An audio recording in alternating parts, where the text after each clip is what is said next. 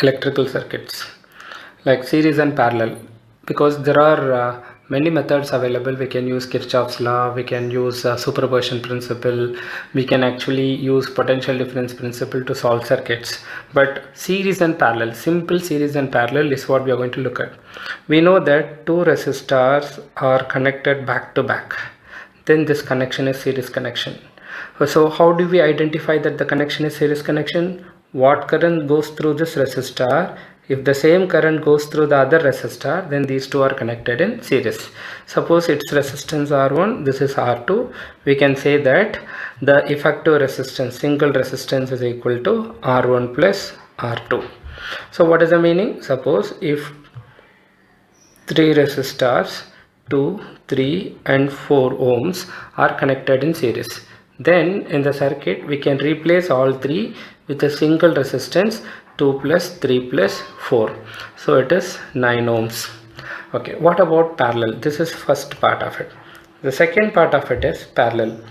Two resistors are said to be connected in parallel if the potential drops across them, if they share the same potential difference. You see, this point and this point are in the same potential, this point and this point are connected, so same potential.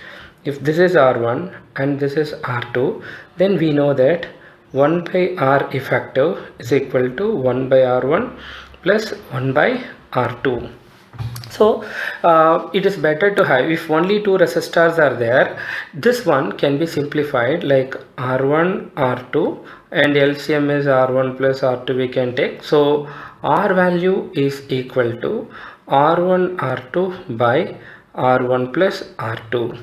If two resistors are like this, say for example this is a 3 ohm resistance and this is a 5 ohm resistance, then what is the effective resistance? So this can be simplified with a single resistance, and that single resistance will be 5 into 3 divided by 5 plus 3 ohms. That means 15 by 8 ohms. So what about 3? If there are 3 resistors, you should not go for this form R1 R2 by R1 plus R2. Suppose if it is 2 resistors, it is easy to use that. Suppose this one is like this. This is 1 ohm, this is 2 ohm, then it is 4 ohms, or we can say that 3 ohms.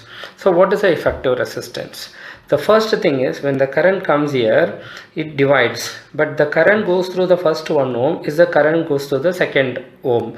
So these two are in series. So the first simplification comes like this. This is 3 ohms and this one is 3 ohms.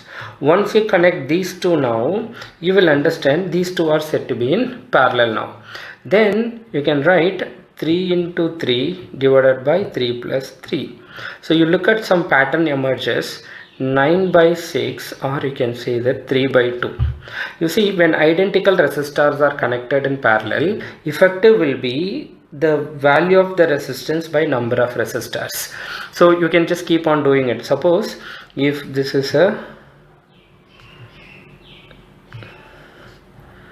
3 12 ohm resistors, then the effective resistance will be equal to 12 by 1 2 3, so 3, which is 4 ohms. We can prove it. So it is 1 by 12 plus 1 by 12 plus 1 by 12 is the 1 by R effective. So that is 3 by 12 is equal to 1 by R, or in other words, R is equal to 12 by 3 or 4 ohms. So let us combine these two. Suppose there is two 4 ohm resistors and then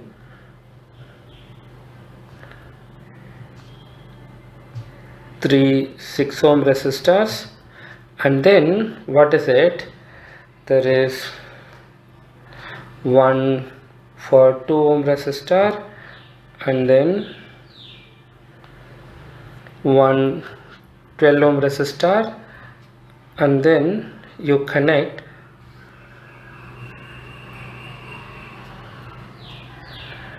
and that is 8 ohm resistor. So the first part that you have to look at is, when current comes here, it goes here, and then remaining current comes here, it goes here and here. You know that these two are in parallel. So two identical resistors are in parallel. 4 by number of resistors 2. So 4 by 2 is actually 2 ohms. So you can remove this portion and remove it as 2 ohm resistance. So it is 2 ohm resistance. Now you look at it, these 2 and 2 are in parallel, so you can remove this portion of that, and 2 by 2 actually it becomes 1 ohm resistance. So it is 1 ohm resistance. Then here when you look at it, when the current comes here, you know that these three are in parallel. So then in fact this connection can be connected to this connection can be connected to this. So all four are parallel only, but still three identical resistors are in parallel. So what is it? 3 resistors equal 6. Then it is 6 by 3, 2 ohms. So instead of these 3, you can replace it with single 2 ohms. Okay, so 6 by 3, 2 ohms. Now 2 and 12 are in parallel. This time let us not go with 1 by this. So since 2, it is R is equal to 2 into 12 divided by 2 plus 12. 2 into 12, 24, 2 plus 12, 14, or you can say 12 by 7 ohms. So in place of this, you can actually replace this all with actually 12 by 7 ohms. Okay, now you know that these two are in parallel because series. When the current comes here, it goes here. Whatever current goes through here, the same current goes through here. Since these two are in series, effective will be 12 by 7 plus 1, or it is 12 plus 7 by 7, it is 19 by 7 ohm. Now this is 19 by 7 ohm. So you can remove this with 19 by 7 ohm. Now you see these two are in parallel. So you can say that 8 into 19 by 7 divided by 8 plus 19 by 7. We can solve this to find the effective resistance. Maybe if you want, like, you can solve for it, but anyway that's not required. So you just solve this because I gave some random values. You end up having some high calculations. That is just fine. But then sometimes the parallel combination will not appear the way it is. Sometimes the resistors may be given like this. Suppose this is 6 ohms, 4 ohms, 3 ohms, and this is connected to a battery of, let us say, 12 volt, and there is another 4 ohm with another 3 ohms. Okay, or I will write 2 ohms here so that it will be easier to tackle. 2 ohms. Now you see, suppose the current is coming from the positive terminal of the battery. When the current comes here at this junction, it has two ways. So one current goes here, one current goes here. Suppose let us say I1 and I2. What I1 goes here, at this junction again there are two divisions. Let us call it I3 and I4. This I4 goes through this, so these two are in series. Then 4 plus 2 is equal to 6 ohms. So you can remove these two and you can put 6 ohms. 6 ohms. Now you see this 6. This current comes here, I3 goes, I4 goes here, I4 comes back and I3 again meet.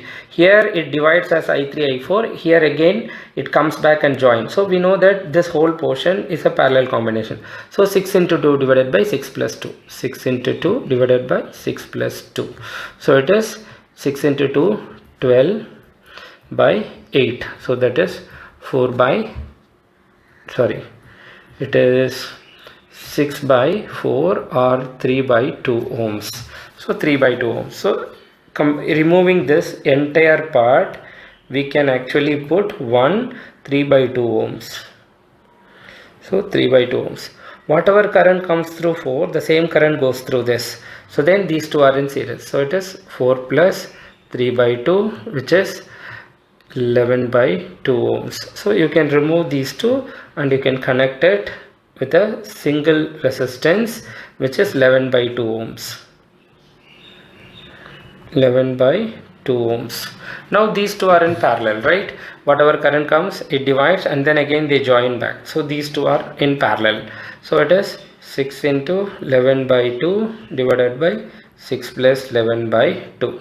So once it is done, so it is 2 times, so it is 6 into 11 by 2 actually, so it is 2, so this 2 cancels 3 times, so it is 33 whole divided by 6, I mean 12 plus 11, 12, so it is 12, so it is 23 by 2, so into 2, so it is 66 by 23. So approximately 3 times it goes. So I'm not saying it is 3, so roughly 3 ohms. Then what is the total current drawn from the circuit? So the entire network of resistors can be thrown out and all of them can be replaced with a single resistance 3 ohm. Now the total current drawn from the circuit is total potential difference 12 volt by total resistance 3 ohm. So the current roughly is 4 ampere from the circuit. This is how we can solve the electrical circuits. We will give some more examples because with this it doesn't stop. It does not complete all the set of it. So as we just post videos, we will learn more and more things.